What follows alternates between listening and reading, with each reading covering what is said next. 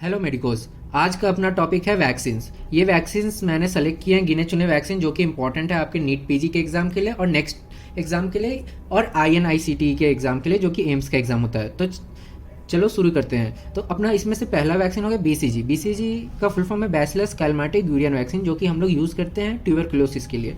और इसमें हम लोग जो स्ट्रेन यूज़ करते हैं उस स्ट्रेन का नाम है डेनिस 1331। और इस वैक्सीन को हम लोग लेफ्ट डेल्टॉइड के इंसर्शन पे देते हैं। और ये वैक्सीन अगर किसी को लगा है कि नहीं, ये पता करने के लिए आप चेक कर सकते हैं कि उनके लेफ्ट शोल्डर पे स्कार है कि नहीं, क्योंकि ये वैक्सीन एक स्कार छोड़ देता है। एक्चुअली वो पहले अल्सर जैसा रहता है, फिर जो वो सूख के स्कार जैसा बन जाता है। तो ये हो गया अपना BCG पहला वैक्सीन। दूसरा वैक्सीन हो गया हेपेटाइटिस बी वैक्सीन, जो कि हेपेटाइटिस बी वायरस के खिलाफ यूज़ होता है। और इसमें हम लोग वायरस का सरफेस एंटीजन यूज़ करते हैं, which is HBsAg vaccine prepare करने के लिए। और ये वैक्सीन हम लोग 4 शॉट में देते हैं। फर्स्ट शॉट लगा उसके 1 महीने के बाद, फिर 3 महीने के गैप में, फिर 6 मंथ के गैप में एंड फिर 1 ईयर के गैप में। और also hepatitis B vaccine important है जो हॉस्पिटल में वर्कर काम करते हैं, क्योंकि ये ब्लड निडल प्रिक से भी फैल सकता है, ये इसकी खासियत है।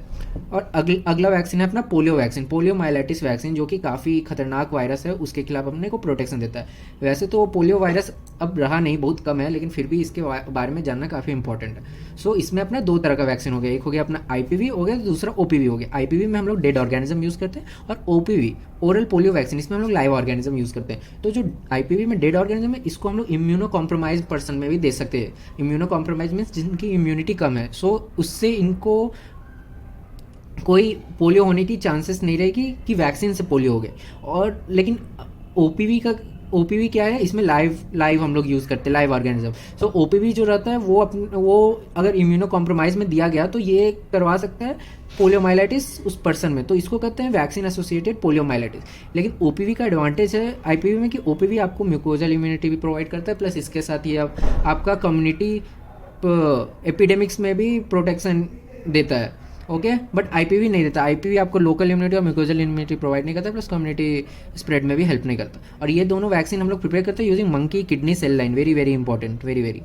अब आगे अपना चौथा वैक्सीन, जो कि है रोटा वायरस वैक्सीन। ये रोटा वायरस के खिलाफ है। रोटा वायरस उन वायरसों में आता है जो अपने को डायरिया करवाता है। मोस्टली रोटा वायरस क्या करवाता है, एंट्रोसाइट को इन्फेक्ट करता है, उनके ट्रांसपोर्ट को, और सेक्रेटरी डायरिया करवाता है। तो it is very important to know about it vaccine. इसका 2 वैक्सीन है, रोटाट्रिक्स एंड रोटाटेक वैक्सीन। ये नाम ही इंपॉर्टेंट है, इससे ज़्यादा जानने की कोई जरूरत नहीं। अपना 5वां वैक्सीन आ गया टेटनस का वैक्सीन और डिप्थीरिया का vaccine. Together we call it a TD vaccine. Okay, so इसमें जो रहता है हम लोग इसको एवरी 10 ईयर्स लेते हैं जनरली, क्योंकि ये 10 ईयर्स का प्रोटेक्शन देता है। और ये लाइव एटोनेटेड वैक्सीन है, मीन्स ये दोनों लाइव एटोनेटेड रहते हैं। लाइव एटोनेटेड का मतलब कि जो ऑर्गेनिज्म लाइव है, लेकिन एटोनेटेड मतलब वीकेंड हो गया। ओके, वो ऑर्गेनिज्म को वीक कर दिया गया किसी टेक्निक से, फॉर्मेलिन या कुछ यूज़ करके। और इनका एक और वैक्सीन है DPT vaccine, diphtheria pertussis also known as whooping cough, and tetanus का वैक्सीन। इसमें डिप्थेरिया और जो टेटनस का वैक्सीन रहता है वो लाइव एटोनेटेड रहता है, और जो pertussis also known as whooping cough, उसका जो वैक्सीन रहता है होल सेल की रहता है। और ये एडजुवेंट का काम करता है, ये एडजुवेंट का काम करता है डिप्थेरिया और टेटनस के वैक्सीन के। अपना अगला वैक्सीन हो गया टाइफॉइड वैक्सीन। टाइफॉइड जैसा कि आप जानते हैं ये भी एक खतरनाक बीमारी है, जनरली बच्चों में होती है, फूड और वाटर से फैल। तो इसका बहुत सारे वैक्सीन है, 3 से 4, लेकिन इसका मेन वैक्सीन है टाइफोरल वैक्सीन, ऑल्सो नोन TY21A। इसमें होता क्या है, ये वैक्सीन में ऑर्गेनिज्म जो रहता है उसमें गैल ई एंजाइम एब्सेंट होता है, गैल ई एंजाइम एब्सेंट होता है, ये इंपॉर्टेंट है। तो इससे क्या होता है, वो ऑर्गेनिज्म जाता है इंसान के अंदर, 2-3 बार मल्टीप्लाई होकर ही मर जाता है। सो अपना इम्यूनिटी अच्छा से रिस्पॉन्स कर पाती है और स्ट्रॉन्गर इम्यूनिटी भी मिलता है। तो ये हो गया ऑल अबाउट टाइफॉइड वैक्सीन। ये भी काफ़ी इंपॉर्टेंट है, गैली एंजाइम मिसिंग रहता है, ये मॉडिफाइड रहता है जेनेटिकली। अब अपना अगला आ गया एक लास्ट वैक्सीन, जो 7वां वैक्सीन है, वो हो गया येलो फीवर का vaccine. As you know yellow fever India में तो नहीं है, लेकिन फॉरेन में है, अफ्रीका की तरफ। तो अगर जाते हैं वहाँ लोग तो ये वैक्सीन लेके जाते हैं।